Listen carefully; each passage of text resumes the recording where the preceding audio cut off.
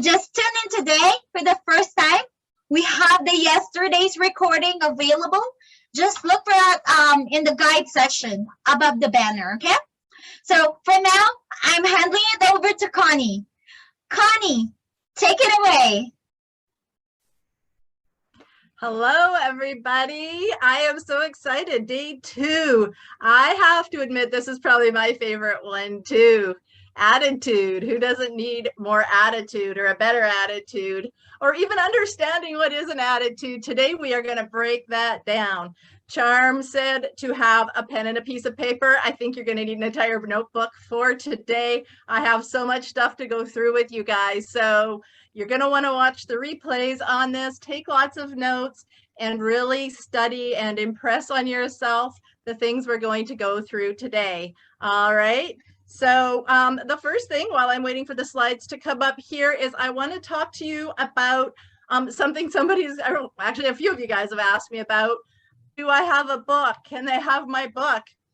The honest truth is I don't have a book. I have the goal setting workbook, but here's the thing I want you to consider. How many times have you read a book on changing your life or getting the results you want? And you read the book, you have good intentions, it sounds good, somebody told you it's a great book, and then you put it down.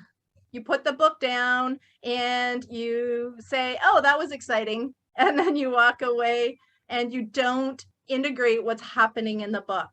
How many times has that happened for you?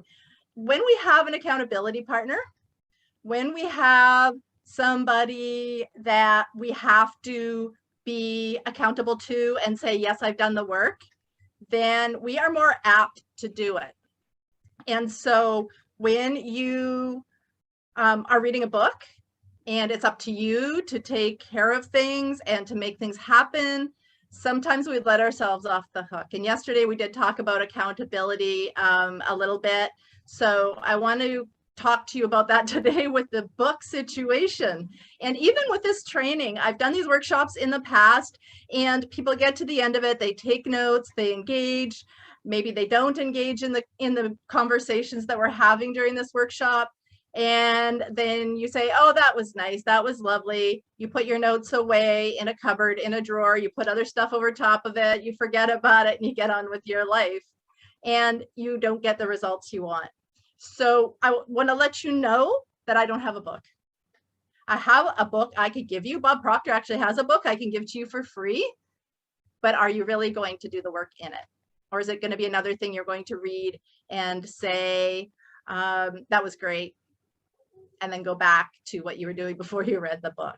So an example for myself, one of the things that I realized for myself is I do that too. So just so you know, you're not alone. I had a roommate. My roommate moved out, left me a guitar. They didn't want their guitar anymore. I was tired of dusting it off, so I decided to try and learn how to play it. I watched videos on the internet. I downloaded a book. I practiced as much as I could. But because nobody was holding me accountable, I didn't do very good. I ran into somebody that was a guitar teacher and he gave me his card. I decided to take a couple of lessons and within a week I was playing songs because I knew I had to go back next week and show the teacher what I learned, what I did. And it made me do the work. It made me sit down every day for a half an hour or however long it was that I did it each day and do the work. And I began to be able to play the guitar very quickly, way more quickly than I would have done it on my own. So this is what I want to get past to you. I don't want you to have a book, read a book, and then next week, next month, 5 years from now, still be where you are today with your personal life or your business life or whatever goals you're going after. Hey, Shay. Hey, Tanya. Welcome. Everybody else, as you come in, say hi. I'm done with my rant about the book now. We're actually going to get on with the training. So thank you to everybody who has been doing your homework. Please, if you've done your homework, let us know so you can get in the draw for the mugs.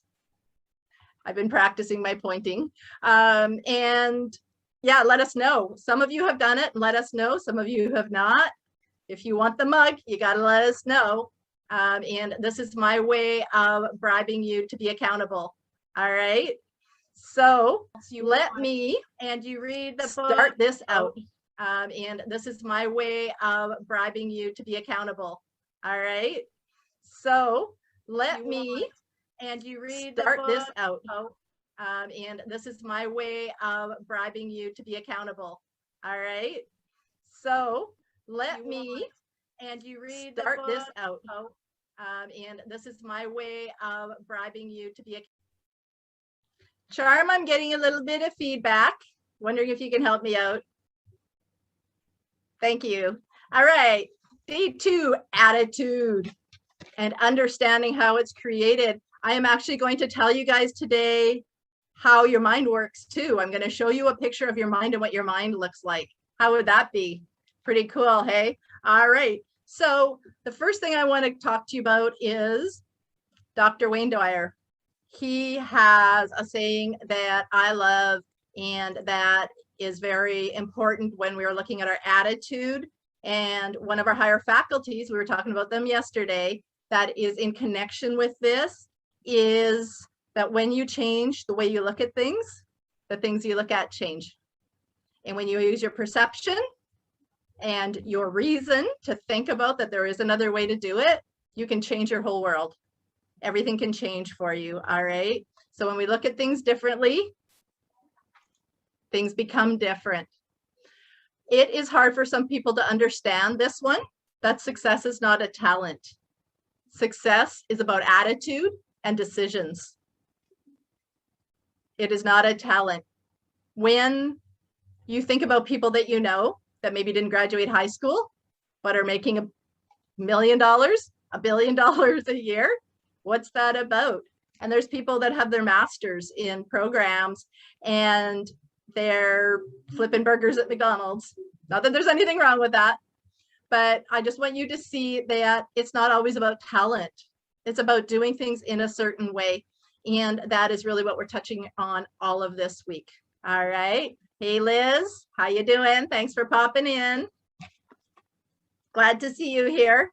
I am going to really quickly get into the meat of the matter here. Okay. So take notes, like I said, make sure you have a pen and a couple of papers in case one pen dies, you can reach for the other. And here we go. So I am going to show you guys how the majority of humans think, how we create our lives, why we keep getting the same thing over and over and over again. And so we look at our results.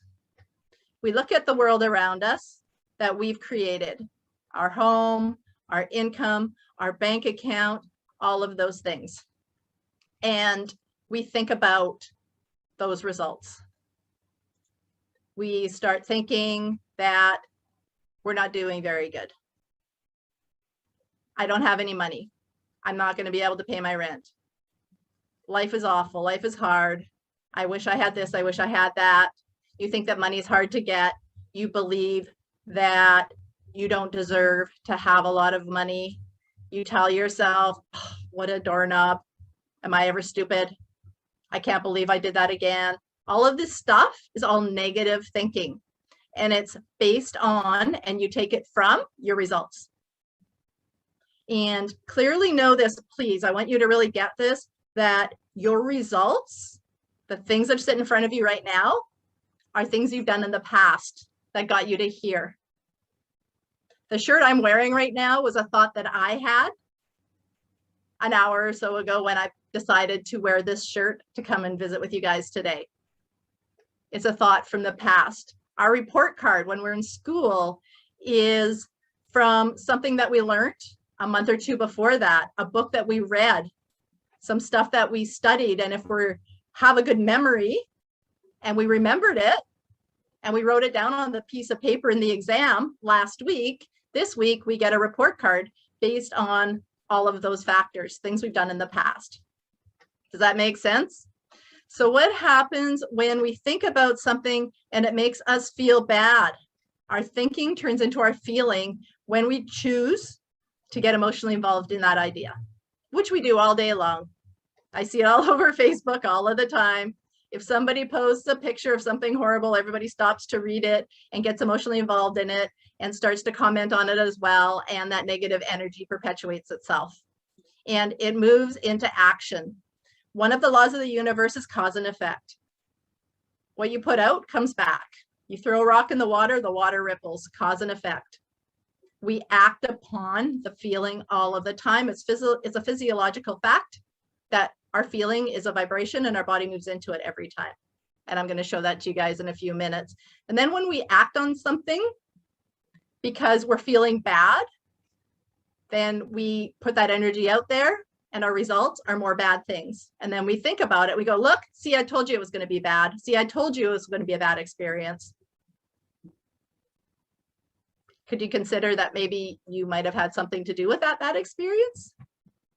Not always. It's not always our fault, but we can choose how we feel about it. We get to choose. And this is a hard thing for some people to understand, but you get to choose. So what are we going to do? What are we talking about this week? We're talking about thinking. Really thinking. Think about, what do you want? What would you love? What is that big, beautiful goal that you talked about on Monday, that you thought about, that you wrote about? Because everybody did their homework, right? Hands up. Heck yeah, you did your homework. Put it in the comments. I want to see it, guys. We're all here to learn. You're here because you want something more and better. Let's do it. Let's do it. All right. So here's what you want to operate. You want to think about what you want. You want to think about the life you want to live.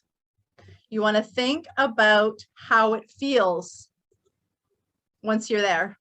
And we're going to go there as well. We're going to think on that ourselves. So when you are thinking of what you want, you begin to feel the joy, feel the happiness, feel the love, feel the gratitude. And when you feel good, you act that way. Your body goes into motion that way. You cannot clench your fists in rage and smile at the same time. You cannot feel happy and excited and have a scowl on your face. It doesn't happen. How you feel turns into your action, and your actions will create results. It will create a different result if you're thinking on the good that you want and you start feeling good and you start acting towards that. I guarantee you, when you start thinking and believing and understanding that that big goal that you have is attainable and that you're on your way to it, and you start seeing the results coming to you for it, then you will begin to act upon it. You're not going to sit on the couch and watch TV and eat Cheetos all day when you believe that there is your dream house, your dream car, your dream job, your dream relationship out there for you. You're going to move into action and it is going to create the results. Yay, Rosa. Thank you. Shay just finished it. Good girl. You guys are all in the draw for the mug. Good job. Who else? Keep it coming. Keep the parties going. So now that we have that under control, what does your mind look like? Let's do a little exercise. What does your car look like? What color is your car? You don't have to answer in the comments. I just want you to think about it. If you want to answer, you can, though. I love hearing from you guys. What does your mind look like? Carla did her homework. Yes, you did. Tanya did her homework. I love that. Thank you. Thank you. Your mind or your car, what color is it? Does it have 2 doors or 4 doors? Is it a hatchback? Is it a sedan? Maybe you have an SUV. Now tell me about your fridge. Is the freezer on the top, the bottom, or the side? And what color is it? How about your sink? Do you have 1 sink or 2 side by side? Did you have to think about that? Did you just go to your fridge? Did you just go to your kitchen in your mind? I'll bet you did, because you know what that looks like. Now I want to ask you to think about your mind. What picture comes up for you? For those of you that have been to my trainings before, you know exactly where this is going, but most of you guys in this group have never been here before. So what does your mind look like? You're probably likely to think about your head. but your head is a physical thing. Inside of your head is your brain, physical matter. It's I don't know if it's an organ. Anyways, it's a physical thing. Your mind is energy. It flows through every molecule of your body. It kind of flows to and through you. It's part of, I guess, your spirit, if you want to call it that. It's not a physical thing like your brain. Everybody's probably seen a picture of your brain, or you kind of can imagine what it looks like. What does your mind look like, really look like? Well, you can't change your mind. You can't think about altering your mind and thinking about your subconscious and your conscious mind, which we're going to be talking about a lot moving forward after we do this little exercise, without knowing what it looks like. You can't do it. You can't have pizza for supper tonight if you've never seen a pizza. You'd have to look up and see what a pizza looks like. All right, I know you get what I'm talking about. So what does your mind look like? This is a representation. A doctor back in 1930s by the name of Truman Fleet down in Texas, he drew this out. He understood that in order for us to understand our mind, we need to know what it looks like. So he made this representation, and ironically, he has made your mind the head. And the small circle below is your body. Your body should be ruled by your mind. Your external physical circumstances are ruled by your mind, not the other way around, which so many of us do, as I showed you guys before. Our thinking has to cause our actions, not our actions and results causing our thinking. We need to stop that. That's insanity. And the only way you're going to do anything different in your life is by understanding that you have to control your thoughts and your feelings, and then your actions will follow right behind it. I know this because I've done it. I've been studying my mind for over 10 years to help me get out of all of my anxiety attacks, for me to release that 64 pounds, for me to stop living in my car and on my girlfriend's floor, and to get a house, buy a car, be debt-free. I know how this works. So this works if you'll bear with me. I would like to then have you look at your mind, and we're going to divide it in half. We're going to deal with two parts of your mind, your conscious mind and your subconscious mind. Your conscious mind is your thinking mind. That's where you think. Your subconscious mind is where your habits are, your behaviors are, your emotions come in. All of those things happen in your subconscious mind. All right. And then we have all these antennas. We have external circumstances that come at us all day long. We have our sight, sound, taste, touch, and hearing. Those are where we receive our information on Facebook, on social media, in the newspaper, what our friends are talking about, what we see out on the street, all of these things. And we get those in our mind. There's one other way that we create thoughts and ideas, and that is with our imagination, and that is in your conscious mind. When the boss calls you into the office and you think, oh my gosh, I'm going to get fired. That happened up here in your subconscious or in your conscious mind, in your thinking mind. Yes, I just pointed to my head. Old habits die hard. In your conscious mind is where that thought comes. You created that negative thought. We have negative thoughts and we have positive thoughts. We get to choose. So what happens when we decide to choose a negative thought? The negative thought becomes a negative feeling and a negative emotion. And that turns into negative vibration and negative results in our body. Anxiety and stress are born of those negative thoughts and feelings. Tomorrow, when we get into fear and faith, we're going to dig into this way deeper. So I just want to keep this basic because today we're talking about attitude, but I want you to just see this side of it. So when you choose to get emotionally involved in a negative thought, a negative idea, you get emotionally involved in it. Emotion is a word that we've made up for negative vibration that our body is in. All things are in a state of vibration. We are all on a frequency. Everything has a frequency, just like your car radio. When you tune it to a certain radio station, you get country music. If you turn it to a different radio station, you attract rock and roll. But it's all a vibration, and everything does vibrate. Everything is on a frequency. When people are in a bad mood, you feel it, right? You feel it just coming off of them. This negative energy, it's a low vibration. When somebody's in a good mood and they're like, yippee, yahoo, that is like a high vibration. So you can choose. You choose your vibration. You choose how you think and feel. Low vibration is anxiety and stress and disease. What if we go to the other side? What if your boss calls you into the office and you decide to get excited about him giving you a raise? Remember my story yesterday about anxiety? I got to choose if my anxiety or the feelings I was feeling was an anxiety attack coming on or something exciting that was about to happen in my future. You get to choose how you're going to feel, how you're going to react. You can also stay neutral.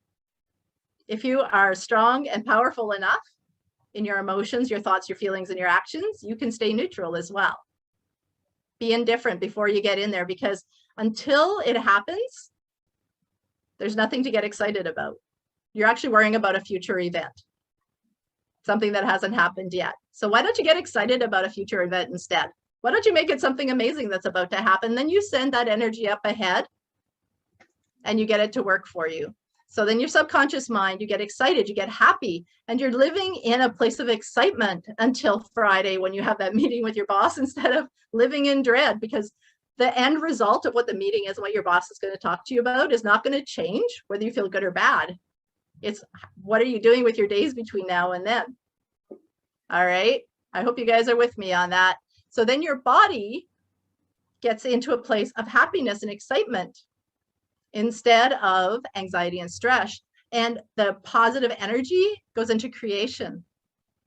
And you're having a good day. You're having a good life. The rest of your week is amazing. And you're at ease instead of in a place of disease. So your attitude comes from your thoughts, your feelings, and your actions.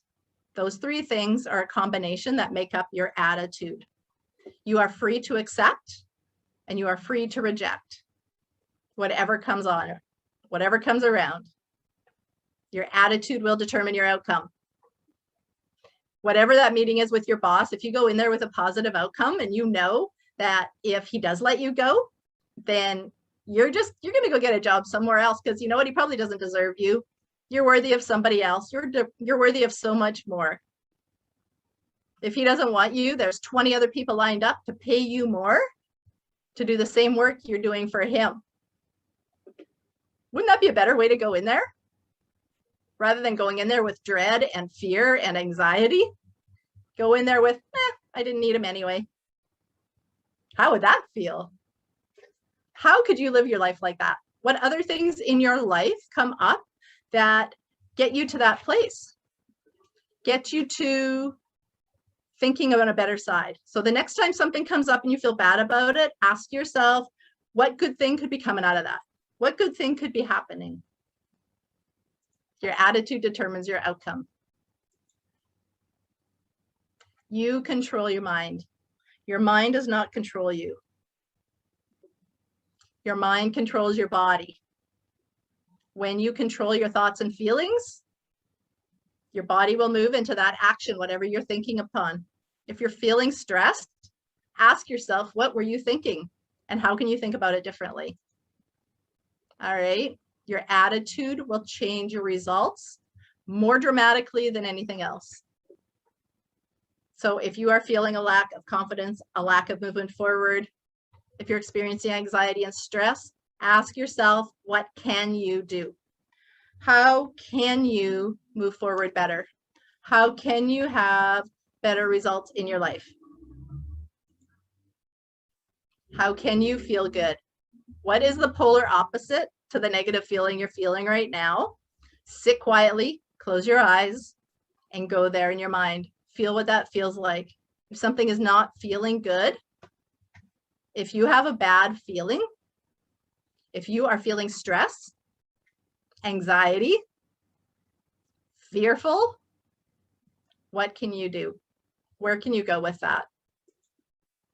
As soon as you recognize that feeling, that tightness in your gut, the knocking knees, stop yourself. Catch yourself and stop yourself. And think. Really think. Take out your pen and paper. If you haven't been writing notes so far, start here right now. These are the things I want you to ask yourself when you're having those thoughts and feelings. What are you thinking? When you figure out that you have this yucky feeling going on in your body, you might actually be, it might be after you feel it at first and say, wow, what was that about? Stop yourself. You have the choice. You are a thinking person. You can think, how did I get myself into this mess? And stop and think, what was your role in that situation? What were you thinking? That bad feeling. What thoughts did you accept from the outside world, or did you conjure them up in your own mind? What thoughts did you just accept? Ask yourself, what did you just decide to get emotionally involved in? Because now you know that your emotions ripple through into your body.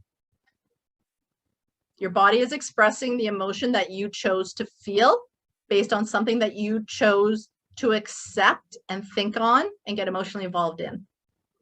And that created a negative attitude.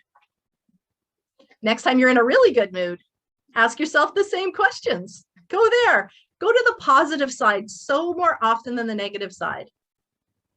We are so trained to look at the bad things we've done and the mistakes we've made and the accidents we've had and the bad things we've said and when we've given so much love to the world, you've done so much good. You do one bad thing and you're going to beat yourself up for it. Don't do that. Be your own best friend. Love yourself. Be lovable. And you will be loved. Just do it. Bad feelings, bad attitude. Good feelings, yeah, good attitude. You get to choose. Isn't that exciting? I love it. I love that I get to choose. I love it. Do you have an attitude for success? Do you think you do?